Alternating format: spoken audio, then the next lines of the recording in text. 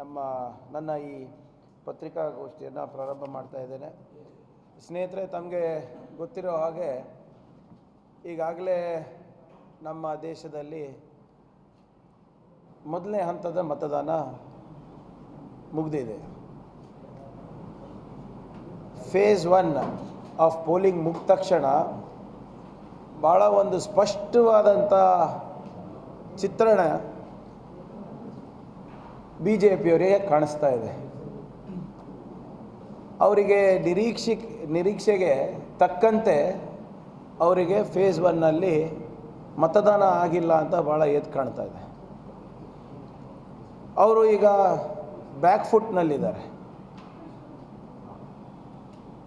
ಯಾವ ಪ್ರಧಾನಮಂತ್ರಿ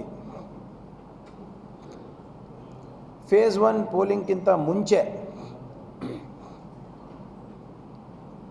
ನಾನು ವಿಶ್ವಗುರು ಇದ್ದೀನಿ, ನಾನು ಮಹಾಪ್ರಭು ಇದ್ದೀನಿ, ನಾನು ದೇಶದ ಗೌರವ ಹೆಚ್ಚಿಸಿದ್ದೀನಿ, ಇವತ್ತು ಅಮೇರಿಕಾ ಇರ್ಬೋದು, ರಷ್ಯಾ ಇರ್ಬೋದು, ಬ್ರಿಟನ್ ಇರ್ಬೋದು, ಎಲ್ಲರೂ ಇವತ್ತು ನಮಗೆ ಭಾಳ ಗೌರವ ಕೊಡ್ತಾ ಇದ್ದಾರೆ ಅಂತ ಹೇಳ್ತಿದ್ದ ಪ್ರಧಾನಮಂತ್ರಿಗಳು ಮೊದಲನೇ ಹಂತದ ಏನು ಮತದಾನ ಆದಮೇಲೆ ಹತಾಶರಾಗಿ ಇವತ್ತು ಅವರ ಹಳೆ Gujarat model of development and elections ಏನಿದೆ ಅದಕ್ಕೆ ಇಳಿದುಬಿಟ್ಟಿದ್ದಾರೆ. ದಯವಿಟ್ಟು ತಾವು ಅವರು ಫೇಸ್ 1ಗಿಂತ ಮಾಡಿರುವಂಥ ಸ್ಪೀಚಸ್ ಕೇಳಿ, ಮತ್ತು ಫೇಸ್ 1 ಮತದಾನ ಆದಮೇಲೆ ಇರುವಂಥ ಭಾಷಣಗಳನ್ನು ಕೇಳಿ. ಅಜಗಜಾಂತರ ವ್ಯತ್ಯಾಸ ಇದೆ. ಫೇಸ್ 1ಗಿಂತ ಮುಂಚೆ ಅವರು ಅಲ್ಪಸಂಖ್ಯಾತರ ಬಂಧುಗಳಾಗಿದ್ದರು. ಇವತ್ತು ಇಡೀ ನಮ್ಮ ದೇಶದಲ್ಲಿ ಅಲ್ಪಸಂಖ್ಯಾತರು ಏನು ಸ್ವಾತಂತ್ರ್ಯದಿಂದ ಸ್ವಾಭಿಮಾನದಿಂದ ಉಸಿರಾಟ ಆಡ್ತಾ ಇದ್ದಾರೆ ಅದು ಮೋದಿಯವರಿಂದ ಇತ್ತು ಅಂತ ಹೇಳ್ತಾ ಇದ್ರು. ಮುಸ್ಲಿಂ ಹೆಣ್ಮಕ್ಳಿಗೆ ಟ್ರಿಪಲ್ ತಲಾಖಿಂದ ಮುಕ್ತಿ ಕೊಡಿಸಿದ್ದೆ ಅಂತ ಇದ್ರು. ಕಾಶ್ಮೀರ್ನಲ್ಲಿ ಮತ್ತೊಮ್ಮೆ ನಾವು ಎಲ್ಲರಿಗೂ ಒಂದು ಸ್ವಾಭಿಮಾನದ ಬದುಕು ಕೊಟ್ಟಿದ್ದೀವಿ, ಸ್ವಾವಲಂಬಿತ ಬದುಕು ಕೊಟ್ಟಿದ್ದೀವಿ, ಆರ್ಟಿಕಲ್ 370 ತಂದು ಅಂತ ಹೇಳ್ತಾ ಇದ್ರು. ಸೌದಿ ಅರೇಬಿಯಾನ ಕ್ರೌನ್ ಪ್ರಿನ್ಸ್ ಹತ್ರ ಮಾತನಾಡಿ ನಾನು ಮುಸಲ್ಮಾನರಿಗೆ ಹಜ್ ಕೋಟಾ ಏನಿತ್ತು ಅದನ್ನು ಜಾಸ್ತಿ ಮಾಡಿದ್ದೀನಿ ಅಂತ ಹೇಳ್ತಾ ಇದ್ರು. ಅಂದರೆ ಫೇಸ್ 1 ಪೋಲಿಂಗ್ಗಿಂತ ಮುಂಚೆ ಇವ್ರಿಗಿಂತ ದೊಡ್ಡ ಸೇವಿಯರೇ ಇರಲಿಲ್ಲ ಮೈನಾರಿಟೀಸಿಗೆ. ಆದರೆ ಈಗ ಅದೇನಾಯ್ತೋ ಗೊತ್ತಿಲ್ಲ. 22ನೇ ತಾರೀಕು 19ನೇ ತಾರೀಕು ಎಲ್ಲ ಹಿಂಗೆ ಮಾತಾಡ್ತಾಯಿದ್ರು. 20ನೇ ತಾರೀಕು ಸುಮ್ಮನಿದ್ರು. 20ನೇ ತಾರೀಕು 21ನೇ ತಾರೀಕು ನಾಗ್ಪುರಿಗೆ ಹೋದ್ರಂತೆ. RSS ಕಚೇರಿಗೆ ಭೇಟಿಯಾದರು. ಅಲ್ಲೇನು ಮಾತುಕತೆ ಆಯಿತೋ ಗೊತ್ತಿಲ್ಲ. ಕಳೆದ 3 ದಿನದ ತಾವು ಭಾಷಣಗಳನ್ನು ತಾವು ಆಲಿಸಬೇಕು. ಒಬ್ಬ ಪ್ರಧಾನಮಂತ್ರಿ ಮಾತಾಡುವಂಥ ಮಾತುಗಳು ಇದು ಅಂತ ತಮಗೆ ಅನುಮಾನ ಬರುತ್ತೆ, ಆಶ್ಚರ್ಯ ಆಗುತ್ತೆ. ಆ ಕುರ್ಚಿಯ ಘನತೆ ಗೌರವವನ್ನು ಬಿಟ್ಟು ಇವತ್ತು ಒಬ್ಬ ಸಾಮಾನ್ಯ RSS ಕಾರ್ಯಕರ್ತನೂ ಮಾತಾಡಲ್ಲ, ಹಂಗೆ ಮಾತಾಡೋಕ್ಕೆ ಪ್ರಾರಂಭ ಮಾಡಿಬಿಟ್ಟಿದ್ದಾರೆ. ಇವತ್ತು ಏಪ್ರಿಲ್ 23 ಛತ್ತೀಸ್ಗಢನಲ್ಲಿ ರಾಮನ ಹೆಸರ ಮೇಲೆ, ಭಗವಾನ್ ಶ್ರೀರಾಮನ ಹೆಸರ ಮೇಲೆ ಮತಯಾಚನೆ ಮಾಡ್ತಾರೆ. ಅದೇ ಭಾಷಣದಲ್ಲಿ ಗೋವಾನಲ್ಲಿ ಸಂವಿಧಾನನೇ ಇಲ್ಲ, ಸಂವಿಧಾನ ಗೋವಾಗೆ ಅನುಸರಿಸೋದಿಲ್ಲ ಅಂತ ಕಾಂಗ್ರೆಸ್ ಕ್ಯಾಂಡಿಡೇಟ್ಸ್ ಹೇಳ್ಕೊಂಡು ಓಡಾಡ್ತಾ ಇದ್ದಾರೆ ಅಂತ ಸುಳ್ಳು ಹೇಳ್ತಾರೆ. ಅದೇ ಭಾಷಣದಲ್ಲಿ ಮತ್ತೊಮ್ಮೆ ಮೋದಿಯವರ ಪ್ರಧಾನಮಂತ್ರಿ ಆಗೋದಕ್ಕಿಂತ ಮುಂಚೆ ಜಮ್ಮು ಕಾಶ್ಮೀರ್ನಲ್ಲಿ ಸಂವಿಧಾನ ಇರಲಿಲ್ಲ, ಇವರು ಬಂದಾದ ಮೇಲೆ ಸಂವಿಧಾನವನ್ನು ಜಮ್ಮು ಕಾಶ್ಮೀರಿಗೆ ಜಾರಿ ಆಯಿತು ಅಂತ ಹೇಳ್ತಾರೆ.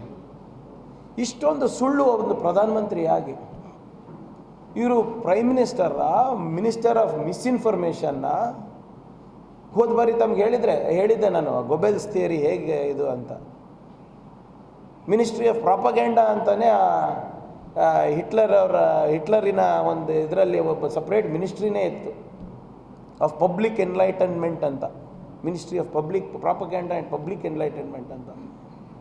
ಪ್ರಧಾನಮಂತ್ರಿನೇ ವೇದಿಕೆ ಮೇಲೆ ನಿಂತು ಇಷ್ಟು ಸುಳ್ಳು ಹೇಳ್ತಾರಲ್ಲ. ಏಪ್ರಿಲ್ 21 ಮತ್ತು 23 ರಾಜಸ್ಥಾನದಲ್ಲಿ ಏನು ಹೇಳ್ತಾರೆ, ಮತ್ತೆ ರಾಜಸ್ಥಾನಿಗೆ ಬಂದಾಗ ರಾಮನ್ ಬಿಟ್ಟರು, ಹನುಮಾನಿಗೆ ಹಿಡಿದು ಹನುಮಾನ್ ಹೆಸರಲ್ಲಿ ಓಟ್ ಕೇಳ್ತಾರೆ. ಭಗವಾನ್ ಹನುಮಾನ್, ಎಲ್ಲರಿಗೂ ಹನುಮಾನ್ ಚಾಲೀಸ ಇದು ಅಂದ್ಬಿಟ್ಟು ಹೇಳಿಬಿಡ್ತಾರೆ. ಮತ್ತು ಅಲ್ಲಿ ಹೋಗಿ ಕರ್ನಾಟಕದ ಮರ್ಯಾದೆ ಕಿತ್ತದ್ದು ಬೇರೆ ಇವರು. ಇಲ್ಲಿ ಯಾವ ಒಂದು ಪ್ರಕರಣ ದಾಖಲೆ ಆಗಿತ್ತು ಚಿಕ್ಕಪೇಟ್ನಲ್ಲಿ, ಯಾವುದೋ ಒಬ್ಬ ಅಂಗಡಿ ಮಾಲಕ ಹನುಮಾನ್ ಚಾಲೀಸ ಹಾಕಿದ್ದಂತೆ. ಅದಕ್ಕೆ ಹನುಮಾನ್ ಚಾಲೀಸ ಹಾಕಿದ್ಗೆ ಅವನಿಗೆ ಹೊಡೆದ್ಬಿಟ್ರು, ಮಾಡಿಬಿಟ್ರು, ಹಾಸ್ಪಿಟಲೈಸ್ ಆಗಿಬಿಟ್ಟ ಅಂದ್ಬಿಟ್ಟು ಇನ್ನು ತೇಜಸ್ವಿ ಸೂರ್ಯ ಆ್ಯಂಡ್ ಕಂಪನಿ ಎಲ್ಲ ಮಾಡಿತ್ತು. ಅದರಲ್ಲಿ ಉದಯ್ ಗರುಡಾಚಾರ್ BJP MLA ಸ್ಥಳೀಯ ಮುಖಂಡರೇ ಹೇಳಿದ್ದಾರೆ ಹಾಗೇನೂ ಆಗಿಲ್ಲ, ಇದನ್ನು ದೊಡ್ಡದು ಮಾಡೋಕ್ಕೆ ಹೋಗ್ಬಿಡಿ ಅಂತ ತೇಜಸ್ವಿ ಸೂರ್ಯಗೆ ಮನವಿ ಮಾಡಿದ್ರು ಕೂಡ ಮಾಡಿಲ್ಲ. ತೇಜಸ್ವಿ ಸೂರ್ಯ ಅದು ಗಮನಕ್ಕೆ ತೊಗೊಂಡ್ಲಾರ್ದೆ ದೊಡ್ಡದು ಮಾಡ್ದ ಅಂತ BJP MLAನೇ ಹೇಳ್ತಾ ಇದ್ದಾರೆ. ಅಲ್ಲಿ ಅಂಥದ್ದು ಘಟನೆ ನಡೆದಿಲ್ಲ ಅಂತ BJP MLA ಹೇಳಿದ್ರು. FIRನಲ್ಲಿ ಕೂಡ ಹನುಮಾನ್ ಚಾಲೀಸ ಅಂತ ಬಂದಿಲ್ಲ, ಭಜನೆ ಅಂತಲೂ ಬಂದಿಲ್ಲ, ಮ್ಯೂಸಿಕ್ ಅಂತ ಬಂದಿರೋದು. ಅದಾದಮೇಲೆ ಇವರು ಭಜನೆ ಅಂತ ಹೇಳಿದ್ಮೇಲೆ ಅದನ್ನು ಕೂಡ FIRನಲ್ಲಿ ಹಾಕಿರೋದು. ಇವತ್ತು ಕರ್ನಾಟಕದ ಮರ್ಯಾದೆ ಹೋಗಲ್ಲಿ ತೆಗಿತಾರೆ. ಇವತ್ತು ಅದನ್ನು ರಾಜಸ್ಥಾನ್ ಚುನಾವಣೆಯಲ್ಲಿ ಪ್ರಸ್ತಾವನೆ ಮಾಡ್ತಾರೆ. ಮತ್ತು ವಿಶೇಷವಾಗಿ ಕಾಂಗ್ರೆಸ್ ಮೇಲೆ ಸುಳ್ಳಾರೋಪ, ಇಲ್ಲದ ಸಲ್ಲದ ಆರೋಪ. ಅವರೇನು ಹೇಳ್ತಾರೆ, ನಾವು ಕರ್ನಾಟಕದಲ್ಲಿ ಅಲ್ಪಸಂಖ್ಯಾತರ ವಿಶೇಷವಾಗಿ ಮುಸಲ್ಮಾನರ ಮೀಸಲಾತಿ ಹೆಚ್ಚು ಮಾಡಿದ್ದೀವಿ, SC ST ಮೀಸಲಾತಿಯನ್ನು ಕಸ್ಕೊಂಡು ಮೈನಾರಿಟಿಯವ್ರಿಗೆ ಕೊಟ್ಟಿದ್ದೀವಿ. ಅವ್ರ ಸರ್ಕಾರ ಬಂದಾಗ ಆ ಮೀಸಲಾತಿಯನ್ನು ಮುಸಲ್ಮಾನರಿಂದ ಕಸ್ಕೊಂಡು ವಾಪಸ್ SC ST ಕೊಟ್ಟಿದ್ದಾರೆ ಅಂತ. ಇಷ್ಟೊಂದು ಜನ ತಾವು ಇದ್ದೀರಾ, ಎಲ್ಲರಿಗೂ 25-30 ವರ್ಷದ ನಿಮಗೆ ಜರ್ನಲಿಸಮ್ ಎಕ್ಸ್ಪೀರಿಯನ್ಸ್ ಇದೆ. ಯಾವತ್ತನ ಕಾಂಗ್ರೆಸ್ ಇಂಥದ್ದು ಮಾಡಿದೆಯಾ ಇಲ್ಲಿ, ಅಥವಾ ಬೇರೆ ಕಡೆ ಮಾಡಿದೆಯಾ? ಇನ್ಫ್ಯಾಕ್ಟ್ BJPಯವರು ಕರ್ನಾಟಕದಲ್ಲಿ ಮೀಸಲಾತಿನಲ್ಲಿ ಚೆಲ್ಲಾಟ ಆಡಿದ್ದು.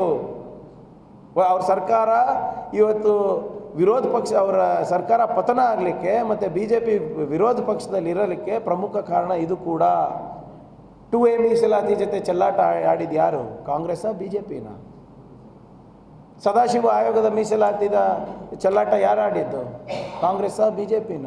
ಆ ಸದಾಶಿವ ಆಯೋಗನೇ ದಬ್ಬಿಟ್ಟು ಇವರು ಅದ್ರ ಮೇಲೆ ಒಂದು ಕ್ಯಾಬಿನೆಟ್ ಸಬ್ ಕಮಿಟಿ ಮಾಡಿ ಮಾಧುಸ್ವಾಮಿ ಅವ್ರದ್ದು, ಅವರೇ ಹಂಚಿಕೆ ಮಾಡಿಬಿಟ್ರು ರಿಸರ್ವೇಷನ್ನು. ಬಂಜಾರ ಸಮಾಜದವರು ಇದೇ ಉಮೇಶ್ ಜಾಧವ್ ಅವರ ಸರ್ಕಾರ ಇದ್ದಾಗ ಉಮೇಶ್ ಜಾಧವ್ ಅವರು ಇದ್ರ ಬಗ್ಗೆ ಮಾತಾಡೋಕ್ಕೂ ರೆಡಿ ಇರಲಿಲ್ಲ. ಇದೇ ಉಮೇಶ್ ಜಾಧವ್ ಸರ್ಕಾರ ಇದ್ದಾಗ ಯಡಿಯೂರಪ್ಪ ಅವ್ರ ಮನೆಗೆ ಕಲ್ತೂರಾಟ ಆಗಿಲ್ವಾ? ಮರ್ತೋಗ್ಬಿಟ್ರಾ BJPಯವರು, ಮೋದಿಯವರು ಮರ್ತೋಗ್ಬಿಟ್ರಾ? ಇದು ರಿಸರ್ವೇಷನ್ ಜೊತೆ ಯಾರು ಚೆಲ್ಲಾಟ ಆಡಿದ್ದೀರು? 2A ಇರ್ಬೋದು, SC ST ಇರ್ಬೋದು, ಸದಾಶಿವ ಆಯೋಗದ ಇರ್ಬೋದು, ಯಾರು ಚೆಲ್ಲಾಟ ಆಡ್ತಾರೆ ಸ್ವಾಮಿ? ನೀವಾ? ಅದೇ ನೀವು ಇಷ್ಟು ಹೇಳ್ತೀರಿ ರಿಸರ್ವೇಷನ್ ಬಗ್ಗೆ. BJPಯವರು ಒಂದು ಸ್ಪಷ್ಟವಾಗಿ ಹೇಳಬೇಕು, ನಿಮ್ಮದೇ MP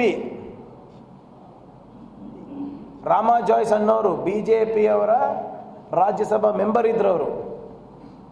ಅವರು ಸುಪ್ರೀಂ ಕೋರ್ಟ್ನಲ್ಲಿ ಒಂದು ಪ್ರಕರಣ ಹಾಕಿದ್ರು, ಮೀಸಲಾತಿಯನ್ನು ರದ್ದು ಮಾಡಬೇಕು ಪಂಚಾಯತ್ನಿಂದ, ಕಾರ್ಪೊರೇಷನಿಂದ, ಮುನ್ಸಿಪಾಲ್ಟಿಯಿಂದ. ನೆನಪಿದೆಯಾ ಮೋದಿಯವರಿಗೆ, BJPಯವರಿಗೆ ನೆನಪಿದೆಯಾ? ಅದ್ರ ಬಗ್ಗೆ ಯಾಕೆ ಮಾತಾಡೋದಿಲ್ಲ?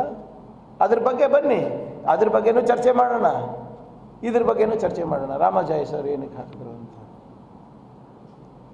ಎಲ್ಲ ಊರಿನಲ್ಲೂ ಕೂಡ ನಿಮ್ಮ ಬಣ್ಣ ಬಯಲಾಗಿದೆ. ಅಬ್ ಕಿ ಬಾರ್ 400 ಪಾರ್, ಅಬ್ ಕಿ ಬಾರ್ 400 ಪಾರ್ ಯಾಕೆ ಬೇಕಾಗಿದೆ ನಿಮಗೆ? ನಮ್ಮ ಹತ್ರನೂ ಒಂದು ಕಾಲದಲ್ಲಿ 400 ದಾಟಿದ್ವಿ ನಾವು, ರಾಜೀವ್ ಗಾಂಧಿ ಅವ್ರ ಕಾಲದಲ್ಲಿ. 2 ಕಡೆನೂ ನಮ್ಮದು ಮೆಜಾರಿಟಿ ಇತ್ತು, ಲೋಕಸಭಾ ರಾಜ್ಯಸಭಾ. ನಾವು ಯಾವುದೇ ರೀತಿಯಲ್ಲಿ ಸಂವಿಧಾನವನ್ನು ಬದಲಾವಣೆ ಮಾಡಬೇಕು ಅಂತ ಪ್ರಸ್ತಾಪನೂ ಮಾಡಿಲ್ಲ, ಅಥವಾ ನಾವು ಆ ಉಚಿತನ ಕೈಯೂ ಹಾಕಿಲ್ಲ. ಈ 10 ವರ್ಷ ಆಯಿತು ಈ ಸರ್ಕಾರ ಬಂದು, ಏನೇನು ಅಮೆಂಡ್ಮೆಂಟ್ ತರಬೇಕು ತಂದಿದ್ದೀರಲ್ಲ, 370 ಇರ್ಬೋದು, ಟ್ರಿಪಲ್ ತಲಾಕ್ ಇರ್ಬೋದು, ಆರ್ಡಿನೆನ್ಸಸ್ಗಳು ತಂದಿದ್ದೀರಾ, ಲೇಬರ್ ಲಾ ಬಗ್ಗೆ ಇರ್ಬೋದು, ರೈತರ ಕಾನೂನು ಬಗ್ಗೆ ಇದು ಎಲ್ಲನೂ ಆರ್ಡಿನೆನ್ಸ್ ತಂದುಬಿಟ್ಟಿದ್ದೀರಲ್ಲ, ಎಲ್ಲ ಬಿಲ್ಗಳು, ಎಲ್ಲ ಬಿಲ್ಲು 2 ದಿನದಲ್ಲಿ ಪಾಸ್ ಮಾಡ್ಕೊಂಡು ಹೋಗ್ತಿರಲ್ಲ ರಾಜ್ಯಸಭಾ ಲೋಕಸಭಾದಲ್ಲಿ. ಅಬ್ ಕಿ ಬಾರ್ 400 ಪಾರ್ ಏನಕ್ಕೆ ಬೇಕು ಅಂತ ಭಾಳ ಸ್ಪಷ್ಟವಾಗಿ RSSನವರು BJPಯವರು ಹೇಳಿದ್ದಾರೆ. BJPಯವರಿಗೆ ಕೆಳಗೆ ಮನೇಲಿ ಅಷ್ಟೇ ಮೆಜಾರಿಟಿ ಇರೋದು, ಮೇಲ್ಮನೇಲಿ ಇಲ್ಲ. ಏನಾದರೂ 400 ದಾಟಿದ್ರೆ ಇವರು ಮೇಲ್ಮನೆಯಲ್ಲೂ ಇವರಿಗೆ, ಅಂದರೆ ರಾಜ್ಯಸಭಾದಲ್ಲೂ ಇವರಿಗೆ ಮೆಜಾರಿಟಿ ಬರುತ್ತೆ. ರಾಜ್ಯಸಭಾದಲ್ಲಿರ್ಬೋದು, ಲೋಕಸಭಾದಲ್ಲಿರ್ಬೋದು, 2 ಕಡೆನೂ ಮೆಜಾರಿಟಿ ಬಂದರೆ ಸಂವಿಧಾನದಲ್ಲಿ ಅದಕ್ಕೆ ಸ್ಪೆಷಲ್ ಮೆಜಾರಿಟಿ ಅಂತಾರೆ. ಸ್ಪೆಷಲ್ ಮೆಜಾರಿಟಿ ಅಂತಾರೆ. ಸ್ಪೆಷಲ್ ಮೆಜಾರಿಟಿ ಅಂದರೆ ಏನು? 2 ಕಡೆನೂ ಸಂಖ್ಯಾಬಲ ಇರೋದ್ರಿಂದ ಇವ್ರು ಏನೇ ಯೋಜನೆ ತಂದರೂ ಪಾಸ್ ಆಗುತ್ತೆ, ಏನೇ ನೀತಿ ತಂದರೂ ಪಾಸ್ ಆಗುತ್ತೆ, ಏನೇ ಸ್ಕೀಮ್ ತಂದರೂ ಪಾಸ್ ಆಗಿಬಿಡುತ್ತೆ. ಇವರು ಏನು ಸಂವಿಧಾನವನ್ನು ಬದಲಾವಣೆ ಮಾಡಬೇಕು ಅಂತ ಆಲೋಚನೆಗಳಿದೆ ಅಲ್ಲ, ಅನಂತ್ ಕುಮಾರ್ ಹೆಗಡೆ ಇರ್ಬೋದು, ನಿಮ್ಮ ಮಧ್ಯಪ್ರದೇಶನಲ್ಲಿರುವಂಥ 2-3 ಜನ ಸಂಸದರ ಅಭ್ಯರ್ಥಿ ಇರ್ಬೋದು, ರಾಜಸ್ಥಾನದಲ್ಲಿರ್ಬೋದು, ಉತ್ತರ ಪ್ರದೇಶದಲ್ಲಿರ್ಬೋದು, ನೀವು ಗಮನಿಸಿ, ಭಾಳಷ್ಟು ಜನ ಯಾರು ಪಾರ್ಲಿಮೆಂಟಿಗೆ ನಿಂತಿದ್ದಾರೆ, ಆಸ್ಪಿರೆಂಟ್ಸ್ ಇದ್ದಾರೆ, ಅಭ್ಯರ್ಥಿಗಳಿದ್ದಾರೆ, ಅವ್ರೆಲ್ಲರೂ ಕೂಡ ಓಪನ್ ಆಗಿ ಸ್ಪೀಚ್ನಲ್ಲಿ ಹೇಳ್ತಾ ಇರೋದು, ನಮಗೆ 400 ಸೀಟ್ ಕೊಡಿ, ನಾವು ಸಂವಿಧಾನವನ್ನು ಬದಲಾವಣೆ ಮಾಡ್ತೀವಿ. ಹೌದಾ ಇಲ್ಲ? ಎಲ್ಲರೂ, ನಾವು ಅಂತಲ್ಲ, ಎಲ್ಲ 3 ಸರಿ ಆರಿಸಿ ಬಂದವರು, 4 ಸರಿ ಆರಿಸಿ ಬಂದವರು. ಆಮೇಲೆ ಅದ್ರ ಬಗ್ಗೆ ಪ್ರಧಾನಮಂತ್ರಿಯವರು ಯಾವುದೇ ರೀತಿಯಾದಂಥ ಪ್ರತಿಕ್ರಿಯೆ ಕೊಟ್ಟಿಲ್ಲ. BJPಯವರು ಅಧಿಕೃತವಾಗಿ ಪ್ರತಿಕ್ರಿಯೆ ಕೊಟ್ಟಿಲ್ಲ. ಅಂದರೆ ಅರ್ಥ ಏನು? ಇವರು ಸಂವಿಧಾನವನ್ನು ಕೂಡ ಬದಲಾವಣೆ ಮಾಡಲಿಕ್ಕೆ ಮುಂದಾಗಿದ್ದಾರೆ. ಇವರು ವೇದಿಕೆಯಲ್ಲಿ ನಿಂತು ಇಷ್ಟು ಸುಳ್ಳು ಹೇಳ್ತಾ ಇದ್ದಾರೆ. ಇವತ್ತು ಇದೇ 21, 23ನೇ ತಾರೀಕು ಭಾಷಣದಲ್ಲಿ ಏನು ಹೇಳ್ತಾರೆ? ಕಾಂಗ್ರೆಸ್ ಅವ್ರು ಏನಾದರೂ ಅಧಿಕಾರಕ್ಕೆ ಬಂದುಬಿಟ್ರೆ ನಾವು ಎಲ್ಲ ನಿಮ್ಮ ಆಸ್ತಿ ಪಾಸ್ತಿಯನ್ನು ತಗೊಂಡು ನಾವು ಎಲ್ಲರಿಗೂ ಹಂಚಿಬಿಡ್ತೀವಿ ಅಂತೆ. ಪ್ರಜಾಪ್ರಭುತ್ವದಲ್ಲಿ ಸಾಧ್ಯನಾ? ಬಹುಶಃ ನಿಮ್ಮದ್ರಲ್ಲೇನೋ ಪ್ಲ್ಯಾನ್ ಇರಬೇಕು, ಸಂವಿಧಾನ ಬದಲಾವಣೆ ಮಾಡಬೇಕಂತ ಇದ್ದೀರಾ, ಇಂಥವೇನೋ ಒಂದು ಪ್ರಸ್ತಾವನೆಗಳು ಮುಂದೆ ಪಬ್ಲಿಕ್ ಮುಂದೆ ಚರ್ಚೆ ಮಾಡ್ತಾ ಇದ್ದೀರಾ. ಸಾಧ್ಯ ಏನ್ರಿ? ಒಬ್ಬ ಪ್ರಧಾನಮಂತ್ರಿ ಇರ್ಬೋದು, BJPಯ ವರಿಷ್ಠ ನಾಯಕರು ಇರ್ಬೋದು, ಇಂಥ ಮಾತುಗಳು ಆಡಿದ್ರೆ ಯಾರು ನಂಬ್ತಾರೆ? ತೆಗೆದ್ಬಿಟ್ಟು ಆಸ್ತಿಗಳು, ನಿಮ್ಮದೆಲ್ಲ ಆಸ್ತಿಗಳು ತೆಗೆದು ಹಂಚ್ಬಿಡ್ತಾರಂತೆ. ಯಾರಿಗೆ? ಆತಂಕವಾದಿಗಳಿಗಂತೆ, ಭಯೋತ್ಪಾದನೆ ಚಟುವಟಿಕೆ ಮಾಡೋರಿಗೆ ಹಂಚ್ತೀವಂತೆ. ಯಾರು ನಂಬೋ ವಿಷಯನ ಇದು? ನೀವೇ ಹೇಳ್ತೀರಾ 65-20 ವರ್ಷದಿಂದ ನಾವು ಆಡ್ತಾ ಇದ್ದೀವಿ. 65-70 ವರ್ಷದಿಂದ ಆಗ್ಲಾರ್ದ ಕೆಲಸ ಇವಾಗ ಹೆಂಗ್ರಿ ಆಗುತ್ತೆ? ಏನು 2 ನಾಲ್ಗೆ ಇರೋದ ನಿಮಗೆ? ಆಮೇಲೆ ಇನ್ನೊಂದು ಹೇಳ್ತಾರೆ, ನನಗೆ ಆಶ್ಚರ್ಯ, ಒಬ್ಬ ಪ್ರಧಾನಮಂತ್ರಿ ಸ್ಟೇಜ್ ಮೇಲೆ ನಿಂತು, ಇಲ್ಲ ನಾವು ಎಲ್ಲ ಹಿಂದೂಗಳ ಆಸ್ತಿಯನ್ನು ತಗೊಂಡು ಮಕ್ಕಳು ಯಾರು ಜಾಸ್ತಿ ಇರ್ತಾರೆ ಅಂಥವ್ರಿಗೆ ಹಂಚ್ತಾರೆ ಅಂತ. ಏನರ್ಥ ಅದು? ಸ್ವಲ್ಪನ ಕಾಮನ್ ಸೆನ್ಸ್ ಇದೆಯಾ BJPಯವರಿಗೆ? ಮಕ್ಕಳು ಯಾರು ಜಾಸ್ತಿ ಇದ್ದಾರೆ ಅವ್ರಿಗೆ ಹಂಚ್ತಾರಂತೆ ಅಂದರೆ ಯಾರ್ಯಾರಿಗೆ ಅವಮಾನ ಮಾಡ್ದಂಗೆ ಆಯ್ತಪ್ಪ ಇದು ನೀವು? ಸ್ವಲ್ಪನ ಇವರಿಗೆ ಇತಿಹಾಸದ ಬಗ್ಗೆ ಅಥವಾ ಅವ್ರ ಅಕ್ಕಪಕ್ಕ ಯಾರು ಕೂಡ್ತಾರೆ ಬಗ್ಗೆ ಅಥವಾ ಅವ್ರ ಸ್ವಂತದ ಬಗ್ಗೆ ಅವರಿಗೆ ಅರಿವು ಇದೆಯಾ? ಬಾಬಾ ಸಾಹೇಬ್ ಅಂಬೇಡ್ಕರ್ ಅವರಿಗೆ 14 ಜನ ಯಾರು ಅಕ್ಕ ತಂಗಿಯರು, ಅಣ್ಣಂದಿರು, ತಮ್ಮಂದಿರು. ಸುಭಾಷ್ ಚಂದ್ರ ಬೋಸ್ ಅವ್ರ ಕುಟುಂಬ 14 ಜನ. ಭಾರತ ರತ್ನ VV ಗಿರಿ ಅವರು 14 ಜನ. ಅಟಲ್ ಬಿಹಾರಿ ವಾಜಪೇಯಿ 7 ಜನ. ನಿತೀಶ್ ಕುಮಾರ್ CM ಅವರು ಬಿಹಾರ್, ಯಾರು ಇವರು ಅಲಯನ್ಸ್ ಪಾರ್ಟ್ನರ್ ಇದ್ದಾರೆ, ಅವರು 5 ಜನ. ಸ್ವಂತ ಮೋದಿಯವ್ರ ಮನೇಲಿ 5 ಜನ ಇದ್ದಾರೆ. ಮಕ್ಕಳು ಜಾಸ್ತಿ ಹುಟ್ಟಿಸೋದು ಅದು? ಅಮಿತ್ ಶಾ ಅವರು 6, ರವಿಶಂಕರ್ ಪ್ರಸಾದ್ ಮಿನಿಸ್ಟರ್ 7. ಏನರ್ಥ ಇದು? ಏನು ಸ್ವಲ್ಪನ ಅರ್ಥ ಇದೆಯಾ ಇದರಲ್ಲಿ ಮಾತಾಡೋದ್ರಲ್ಲಿ? ಹಂಚ್ಬಿಡ್ತಾರಂತೆ. ನಾವು 5 ಜನ ಇದ್ದೀವಿ ಸರ್, ನಮ್ಮನೇಲಿ ನಾವು 5 ಜನ ಇದ್ದೀವಿ. ಏನು ಅರ್ಥ ಇದು? ಒಬ್ಬ ಪ್ರಧಾನಮಂತ್ರಿ ಮಾತಾಡೋದು, ಮಂಗಳಸೂತ್ರನೂ ಬಿಡೋದಿಲ್ಲ ಅಂತೆ. ಏನರ್ಥ ಇದು? 75-65 ವರ್ಷದಲ್ಲಿ ನಿನ್ನೆ ಪ್ರಿಯಾಂಕಾ ಗಾಂಧಿ ಅವ್ರು ಹೇಳಿದ್ದಾರೆ ನೋಡಿ, ನವೆಂಬರ್ 5ನೇ ತಾರೀಕು 1962ರಲ್ಲಿ ಯಾವಾಗ ದೇಶ ಯುದ್ಧಕ್ಕೆ ಹೋಗಿತ್ತು, ಆವಾಗ ಅಂದಿನ ಪ್ರಧಾನಮಂತ್ರಿಗಳು ಕರೆ ಕೊಟ್ಟಿದ್ದರು, ತಮ್ಮದೇನಾದರೂ ಆಸ್ತಿ ಏನಾದರೂ ನೀವು ಆರ್ಮಿಗೆ ಡೊನೇಟ್ ಮಾಡಿದ್ರೆ ಕೊಡಂಗಿದ್ದಾಗ ದಯವಿಟ್ಟು ಕೊಡಿ ಅಂತ ಕರೆ ಕೊಟ್ಟಾಗ ಇಂದಿರಾ ಗಾಂಧಿಯವರು ಎಲ್ಲ ಒಡವೆಗಳು ಕೂಡ ಇಂಡಿಯನ್ ಆರ್ಮಿಗೆ ಕೊಟ್ಟಿದ್ದರು. ಎಲ್ಲ ಒಡವೆಗಳು ಕೊಟ್ಬಿಟ್ಟಿದ್ರು. ಸೋನಿಯಾ ಗಾಂಧಿಯವರು ಅವ್ರ ಮಂಗಳಸೂತ್ರನೇ ಬಲಿ ಕೊಟ್ಟರು ದೇಶಕ್ಕೋಸ್ಕರ. LTTEನಲ್ಲಿ ರಾಜೀವ್ ಗಾಂಧಿ ಅವರ ಏನು ಹುತಾತ್ಮರಾದರು ಅದ್ರ ಲೆಕ್ಕ ಇಲ್ವಾ? ಮೋದಿಯವರು ಕೂಡ ಕರಿಮಣಿ ಮಾಲೀಕರಾಗಿದ್ರಲ್ಲ, ಇವ್ರಿಗೆ ಗೊತ್ತಾ ಒಂದು ಮಂಗಳಸೂತ್ರದ ಬೆಲೆ? ಇವತ್ತು ನಮಗೆ ಬಂದು ಪಾಠ ಹೇಳ್ತಾ ಇದ್ದಾರೆ ಮಂಗಳಸೂತ್ರದ ಬಗ್ಗೆ. ಹೆಂಗೆ ನಂಬ್ತಾರೆ ಜನ ಇದು? ಅದ್ರ ಬಗ್ಗೆ ಮಾತಾಡಿ ಅಂದರೆ ಮಾತಾಡೋದಿಲ್ಲ, ಬೇರೆಯವ್ರ ಬಗ್ಗೆ ಮಾತಾಡೋದು. ಇವ್ರು ಹೇಳ್ತಾ ಇದ್ದಾರಲ್ಲ BJP ಅವರು ಆಸ್ತಿ ಮಾರ್ತಾರ, ಚಿನ್ನ ಮಾರಬೇಕಾಗುತ್ತೆ ಅಥವಾ ಒಡವೆ ಮಾಡಬೇಕಾಗುತ್ತೆ ಅಂತ. ನಮ್ಮ ದೇಶದ ಜನರು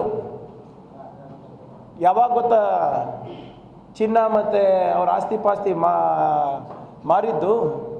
ಮೋದಿಯವರ ಮಾಸ್ಟರ್ ಸ್ಟ್ರೋಕ್ಗಳಿಂದ. ಮಾಸ್ಟರ್ ಸ್ಟ್ರೋಕ್ಗಳು ಯಾವ್ದು? ಬೆಲೆ ಏರಿಕೆ. ಬೆಲೆ ಏರಿಕೆಯಿಂದ ಜನರು ತತ್ತರಿಸಿ ಅವ್ರು ಒಡವೆ ಮಾಡ್ಕೊಂಡಿರೋದು ನಿಜ. ಕರೋನಾ ಲಾಕ್ಡೌನ್ ಸಂದರ್ಭದಲ್ಲಿ, ಅವೈಜ್ಞಾನಿಕ ಲಾಕ್ಡೌನಿಂದ ಯಾವಾಗ ಆದಾಯಕ್ಕೆ ಹೊಡೆತ ಬಿತ್ತು, ಆವಾಗ ನಮ್ಮ ಮನೆ ಹೆಣ್ಮಕ್ಳು ಆದಾಯ ಇರಲಾರ್ದೆ ಒಡವೆ ಮಾಡ್ಕೊಂಡಿರೋದು ನಿಜ. ಕರೋನಾ ಟ್ರೀಟ್ಮೆಂಟ್ಗೋಸ್ಕರ ನೀವೇನು ಈ ಫಾರ್ಮಸಿ ಕಂಪನಿಗಳ ಜೊತೆ, ಶ್ರೀಮಂತ ಫಾರ್ಮಸಿ ಕಂಪನಿಗಳ ಜೊತೆ ತಾವು ಒಪ್ಪಂದ ಮಾಡ್ಕೊಂಡಿದ್ರಲ್ಲ, 100 ರೂಪಾಯಿ ಇರೋದಕ್ಕೆ 10,000 ರೂಪಾಯಿ ಮಾಡಿದ್ರಲ್ಲ, ಆವಾಗ ಆ 10,000 ಇಂಜೆಕ್ಷನ್ನು, 1 ಲಕ್ಷ ಇಂಜೆಕ್ಷನ್ನು ಆ ಪ್ಯಾಕೇಜ್ ಇತ್ತಲ್ಲ ಒಂದೊಂದು. ಇಲ್ಲೇ ನಮ್ಮ ನಿಮಗೆ ಗೊತ್ತಲ್ಲ, 10 ಲಕ್ಷ 12 ಲಕ್ಷ ಪ್ಯಾಕೇಜ್ ಇತ್ತು ಇಲ್ಲಿ ಗ್ರಾಮೀಣ ಪ್ರದೇಶಗಳಲ್ಲಿ. ಆ ಚಿಕಿತ್ಸೆಗೆ ಒಡವೆ ಮಾಡ್ಕೊಂಡಿರೋದು BJP ಅವರೇ, ಮೋದಿ ಸಾಹೇಬ್ರೆ. ಯಾವಾಗ ನಿಮ್ಮ ಮೋದಿನಾಮಿಕ್ಸಿಂದ 45 ವರ್ಷದಿಂದ ಇರಲಾರ್ದಂಥ ನಿರುದ್ಯೋಗ ಸಮಸ್ಯೆ ಇದೆಯಲ್ಲ, ಅವಾಗ ಯುವಕರು ಅವ್ರ ತಂದೆ ತಾಯಿಯಾರ ಜಮೀನು ಒಡವೆ ಮಾಡ್ಕೊಂಡಿದ್ದಾರೆ. ಯಾವಾಗ ನಿಮ್ಮ PSI ಸ್ಕ್ಯಾಮ್ ಆಯ್ತಲ್ಲ, ಯಾವಾಗ ನಿಮ್ಮ JE ಸ್ಕ್ಯಾಮ್ ಆಯ್ತಲ್ಲ, AE ಸ್ಕ್ಯಾಮ್ ಆಯ್ತಲ್ಲ, ಉತ್ತರ ಪ್ರದೇಶದಲ್ಲಿ ಪೇಪರ್ ಲೀಕ್ ಸ್ಕ್ಯಾಮ್ ಆಯ್ತಲ್ಲ, ಬಿಹಾರ್ನಲ್ಲಿ ಪೇಪರ್ ಲೀಕ್ ಸ್ಕ್ಯಾಮ್ ಆಯ್ತಲ್ಲ, ನಮ್ಮ ಯುವಕರು ಯುವತಿಯರು ಸರ್ಕಾರಿ ನೌಕರಿಗೆ ಇರಬೇಕು ಅಂದ್ಬಿಟ್ಟು, ಸರ್ಕಾರಿ ನೌಕರಿ ಪಡಿಬೇಕಂದ್ಬಿಟ್ಟು ಆ ಎಕ್ಸಾಮಿಗೆಲ್ಲ ರೊಕ್ಕ ಕೊಟ್ರಲ್ಲ ನಿಮ್ಮ ಮಂತ್ರಿಗಳಿಗೆ, ಅವಾಗ ಜಮೀನು ಮಾರ್ಕೊಂಡ್ರು, ಅವಾಗ ಒಡವೆ ಮಾರ್ಕೊಂಡ್ರು. ನಿಮ್ಮ ಭಾಳ ದೊಡ್ಡ ಮಾಸ್ಟರ್ ಸ್ಟ್ರೋಕ್ ಡಿಮಾನಿಟೈಸೇಷನ್, ನೋಟ್ಬಂದಿ, ಗ್ರಾಮೀಣ ಪ್ರದೇಶದ ಹೆಣ್ಮಕ್ಳದ ಅಕ್ಕಿ ಡಬ್ಬಿ ರೊಕ್ಕ ಕದ್ರಲ್ಲ, ಅವಾಗ ಜನರು ಒಡವೆ ಮಾಡಬೇಕಾಗಿತ್ತು. ಇವಾಗ ಯಾರೂ ಮಾರ್ತಾ ಇಲ್ಲ ನಮ್ಮ ಕರ್ನಾಟಕದಲ್ಲಿ ಗ್ಯಾರಂಟಿಗಳು ಬಂದ ಮೇಲಿಂದ. ಇವತ್ತು ಏನು ನಡೀತಾ ಇದೆ ನಮ್ಮ ದೇಶದಲ್ಲಿ? ಎಲೆಕ್ಷನ್ ಕಮಿಷನ್ ಸುಮ್ಮನೆ ಕೂತಿದ್ದಾರೆ. ಮೋದಿಯವ್ರ ಭಾಷಣ ಕೇಳಿ ತಾವು, ಯಾವ ಮೋದಿಯವ್ರಂತಲ್ಲ, BJP ಅವ್ರು ಯಾವುದೇ ಭಾಷಣ ಕೇಳಿ, ಇನ್ಕ್ಲೂಡಿಂಗ್ ಉಮೇಶ್ ಜಾಧವ್. ಅವ್ರ ಭಾಷಣದಲ್ಲಿ ನಿರುದ್ಯೋಗ, ಬೆಲೆ ಏರಿಕೆ, ಸಮಾನತೆ, ಸ್ವಾಭಿಮಾನದ ಬದುಕು ಕಟ್ಟುವಂಥ ಯೋಜನೆಗಳು, ಏನು ನಿಮ್ಮ ಯಾವುದಾದ್ರೂ ಇರಿಗೇಷನ್ ಪ್ರಾಜೆಕ್ಟು, ಇನ್ಫ್ರಾಸ್ಟ್ರಕ್ಚರ್ ಪ್ರಾಜೆಕ್ಟು, ಇದು ಯಾವುದೂ ಬರೋದೇ ಇಲ್ಲ ಅವ್ರ ಬಾಯಿನಲ್ಲಿ. ಏನು ಬರ್ತದೆ ಅವ್ರ ಭಾಷಣಗಳಲ್ಲಿ? ಏನು ಬರುತ್ತೆ? ರಾಮ ಮಂದಿರ, ಹನುಮಾನ್ ಚಾಲೀಸ, ಸನಾತನ ಧರ್ಮ, ಪಾಕಿಸ್ತಾನ್, ಮುಸಲ್ಮಾನ್, ಘುಸ್ಪೇಟಿಯ, ಮಟನ್ನು, ಮೊಘಲ್ಲು, ರಾಹುಲ್ ಗಾಂಧಿ, ಮಲ್ಲಿಕಾರ್ಜುನ್ ಖರ್ಗೆ. ಇವೆಲ್ಲ ಪದಗಳು ನೀವು ತೆಗೆದುಬಿಟ್ರೆ ಅವ್ರಿಗೆ ಭಾಷಣನೇ ಮಾಡೋಕ್ಕೆ ಬರೋದಿಲ್ಲ.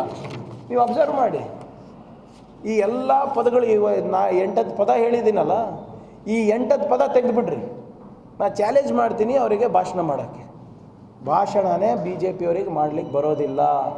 ಈ 8 ಪದನೇ ಭವಿಷ್ಯಕಾಲ, ಭೂತಕಾಲಕ್ಕೆ ಹೋಗ್ಬೇಕಾದ್ರೆ ಮೊಘಲರಿಗೆ ಹೋಗ್ತಾರೆ, ಇವಾಗ ಬರಬೇಕಾದ್ರೆ ಭಯೋತ್ಪಾದನೆಗೆ ಬರ್ತಾರೆ, ಇದ್ರೆ ಮುಸಲ್ಮಾನವ್ರಿಗೆ ಬರ್ತಾರೆ, ಇದ್ರೆ ರಾಹುಲ್ ಗಾಂಧಿಗೆ ಬರ್ತಾರೆ, ಇದ್ರೆ ಸುಳ್ಳು ಹೇಳ್ತಾರೆ.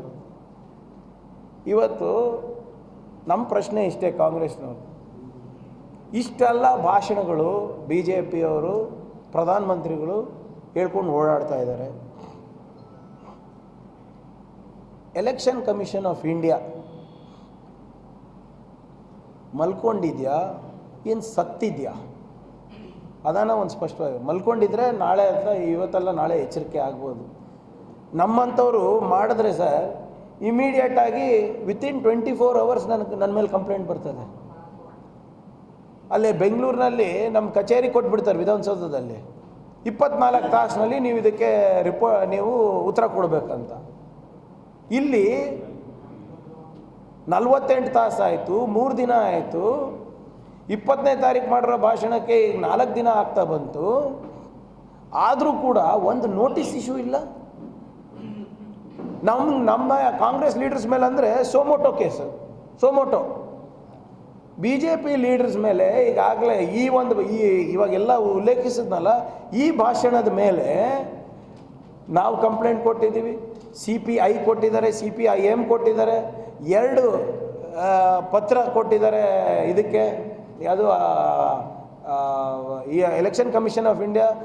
20,000 ಸೈನ್ಡ್ ಕಾಪೀಸ್ ಹೋಗಿದೆ. ಎಷ್ಟು? 20,000 ಸೈನ್ಡ್ ಕಾಪೀಸ್ ಹೋದರೂ ಕೂಡ ಇವತ್ತು ಎಲೆಕ್ಷನ್ ಕಮಿಷನ್ ಅವರು ಯಾಕೆ ಒಂದು ನೋಟಿಸ್ ಕೂಡ ಜಾರಿ ಮಾಡ್ತಾ ಇಲ್ಲ? ನೀವು ಎಲೆಕ್ಷನ್ ಕಮಿಷನ್ ವೆಬ್ಸೈಟಿಗೆ ಹೋಗ್ರಿ ಅಥವಾ ಯಾವುದೇ ಪುಸ್ತಕ ನೋಡಿ, ವಾಟ್ ಈಸ್ ಎಲೆಕ್ಷನ್ ಕಮಿಷನ್ ಅಂತ ಕೇಳಿದಾಗ election commission is an independent and constitutional body ಅಂತ ಫಸ್ಟ್ ಲೈನ್. ನನಗೆ ಅನುಮಾನ ಬರ್ತಾ ಇದೆ, is it even independent or is it even constitutional? If it is constitutional, why is it taking action? If it is independent, whom are they waiting orders from? ಯಾರು ಕೊಡಬೇಕಿದ್ದಕ್ಕೆ ಆದೇಶ? ಇಲ್ಲಿದ್ರೆ ಘೋಷಣೆ ಮಾಡಿಬಿಡಿ, ಕಿತ್ತು ಬಿಸಾಕ್ಬಿಡಿ ಅದು election commission of India board. ನೀವು ಕೂಡ BJP ಅವರ ಮುಂಚೂಣಿ ಘಟಕದ ಒಂದು ಅಂಗ ಅಂತ ಹಾಕ್ಕೊಂಡ್ಬಿಡ್ರಿ, ಫ್ರಂಟಲ್ ಆರ್ಗನೈಸೇಷನ್. ಹೆಂಗೆ ಈ ಹಲವಾರು ಮೋರ್ಚಾಗಳಿದೆ ಅಲ್ಲ, ಎಲೆಕ್ಷನ್ ಮೋರ್ಚಾ ಅಂತ ನೀವು ಹಾಕ್ಕೊಂಡ್ಬಿಡಿ. ಇನ್ನು ಎಷ್ಟು ಜನ ಬರಿಬೇಕಪ್ಪ? ಕಣ್ಣಿಗೆ ಕಾಣಿಸ್ತಾ ಇಲ್ವಾ? ಸಾರ್ವಜನಿಕರು ಯಾರು ಅಪ್ಪಟ BJP ಇದ್ದಾರೆ, ಕಟ್ಟಾಳು RSS ಇದ್ದಾರೆ, ಅವ್ರು ಹೇಳ್ತಾ ಇದ್ದಾರೆ ಇದು ಸರಿಯಲ್ಲಪ್ಪ, ಇದಾಗ್ತಾ ಇರೋದು ನಮ್ಮ ದೇಶದಲ್ಲಿ, ಇಂಥ ಭಾಷಣಗಳು ಸರಿಯಲ್ಲ, ನಮ್ಮ ಸಮಾಜದಲ್ಲಿ ಹಿಂಗೆ ವಿಷವನ್ನು ಬೆರೆತಬಾರ್ದು ಅಂದ್ಬಿಟ್ಟು ಅವರೇ ಹೇಳ್ತಾ ಇದ್ದಾರೆ. ನೀವೇನು ಮಾಡ್ತಾ ಇದ್ದೀರಪ್ಪ ಇವತ್ತು? ಮೂಕ ಪ್ರೇಕ್ಷಕರು ಆಗ್ತಿದ್ದೀರಾ ಇವತ್ತು. Then what is the point of you being independent or constitutional? Are you here to protect the government or one party? ನಾವೆಲ್ಲ ಏನು ಮಾಡಬೇಕು? ಮತ್ತೆ ನಾವೆಲ್ಲ ಚುನಾವಣೆ ಎಲ್ಲರೂ ಕೂಡ ಒಬ್ಬ ಇಂಡಿಪೆಂಡೆಂಟ್ ಅಭ್ಯರ್ಥಿ ಇರ್ಬೋದು ಅಥವಾ ನ್ಯಾಷನಲ್ ಪಾರ್ಟೀಸ್ ಇರ್ಬೋದು, ಒಂದು ಲೆವೆಲ್ ಪ್ಲೇಯಿಂಗ್ ಫೀಲ್ಡ್ ಸಿಗುತ್ತೆ ಅಂದ್ಬಿಟ್ಟು ತಾನೇ ನಾವು ಥ್ರೂ ಎಲೆಕ್ಷನ್ ಕಮಿಷನ್ ನಾವೆಲ್ಲ ಎಲೆಕ್ಷನ್ ನಿಲ್ಲೋದು. ಇವತ್ತು ನನಗೂ ಒಂದು ನ್ಯಾಯ, ಇವರಿಗೂ ಒಂದು ನ್ಯಾಯ, ಪ್ರಧಾನಮಂತ್ರಿಗೂ ಒಂದು ನ್ಯಾಯ ಅಂತ ತಾನೇ ನಾವೆಲ್ಲ ಚುನಾವಣೆ ಮಾಡೋದು. ಆದರೆ ಕಾಣಿಸ್ತಾ ಇಲ್ಲ. ಇವತ್ತು ಎಲ್ಲರೂ ಇವತ್ತು ಹೆಂಗೆ ನಡೀತಾ ಇದೆ ಅಂದರೆ ಚುನಾವಣೆ ನಮಗೆ ಮಾತ್ರ ಕಾನೂನು, ನಮಗೆ ಮಾತ್ರ ಸಂವಿಧಾನ. BJP ಅವ್ರು ಏನು ಮಾಡಿದ್ರೂ ಪರವಾಗಿಲ್ಲ. ಆದ್ದರಿಂದ ತಮ್ಮ ಮುಖಾಂತರ ನಾನು ಕೇಳ್ತಾ ಇರೋದು ಇಷ್ಟೇ, ದಯವಿಟ್ಟು ಒಂದು ಲೆವೆಲ್ ಪ್ಲೇಯಿಂಗ್ ಫೀಲ್ಡನ್ನು ಕೊಡಬೇಕಾಗ್ತದೆ. ಪ್ರಜಾಪ್ರಭುತ್ವದಲ್ಲಿ ಎಲ್ಲರೂ ಸಮಾನವಾಗಿ ತಾವು ಅವಕಾಶವನ್ನು ಕಲ್ಪಿಸ್ಕೊಡ್ಬೇಕಾಗ್ತದೆ. ಒಂದು ಕಣ್ಣಿಗೆ ಸುಣ್ಣ, ಒಂದು ಕಣ್ಣಿಗೆ ಬೆಣ್ಣೆ ಹಾಕೋಕ್ಕಾಗೋದಿಲ್ಲ. ಯಾಕಂದರೆ ಜನರು ನೋಡ್ತಾ ಇದ್ದಾರೆ. ಇವತ್ತು ಜನರು ಕೂಡ ಇವತ್ತು ಮಾರಿ ಮೇಲೆ ಉಗಿತಾ ಇದ್ದಾರೆ BJPಗೆ, ನೀವು ಮಾಡ್ತಾ ಇರೋದು ಸರಿಯಿಲ್ಲ ಅಂತ. ಇವತ್ತು BJPಯವರು ಹತಾಶರಾಗ್ಬಿಟ್ಟು ಈ ಸ್ಟೇಟ್ಮೆಂಟ್ಗಳು ಕೊಡ್ತಾ ಇದ್ದಾರೆ. ಫೇಸ್ 1 ತನಕ ಬೇರೆದೇ ಮಾತಿತ್ತು.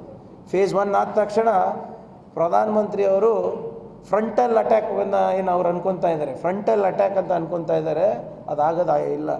ಜನರು ತೀರ್ಮಾನ ತಗೊಂಡಿದ್ದಾರೆ. ಕರ್ನಾಟಕದಲ್ಲಿ ಅಷ್ಟೇ ಅಲ್ಲ, ದೇಶದಲ್ಲಿ ಕೂಡ ಇವತ್ತು ನಮ್ಮ ಮ್ಯಾನಿಫೆಸ್ಟೋವನ್ನು ಮೆಚ್ಚಿ ಜನರು ನಮಗೆ ಮತವನ್ನು ಕೊಡ್ತಾ ಇದ್ದಾರೆ. ಯಾಕಂದರೆ ನಾವು ಭಾವನಾತ್ಮಕ ವಿಚಾರಗಳನ್ನು ಮ್ಯಾನಿಫೆಸ್ಟೋನಲ್ಲಿ ಹಾಕಿಲ್ಲ, ಬದುಕು ಕಟ್ಟುವಂಥ ವಿಚಾರಗಳನ್ನು ನಾವು ಮ್ಯಾನಿಫೆಸ್ಟೋನಲ್ಲಿ ಹಾಕಿದ್ದೇವೆ.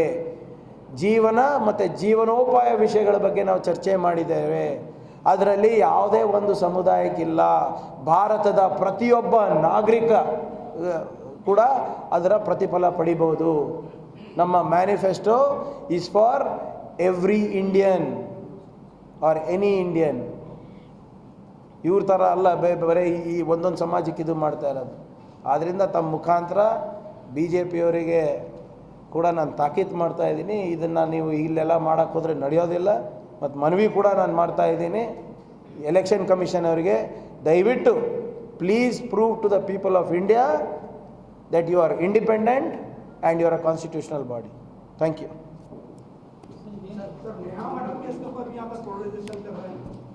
उनका काम ही वही है ना जी, उनका काम समाज तोड़ो है, हमारा काम समाज जोड़ो है.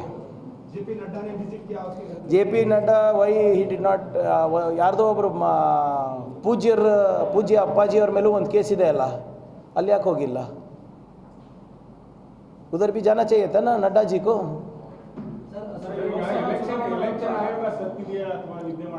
ನಿದ್ದೆ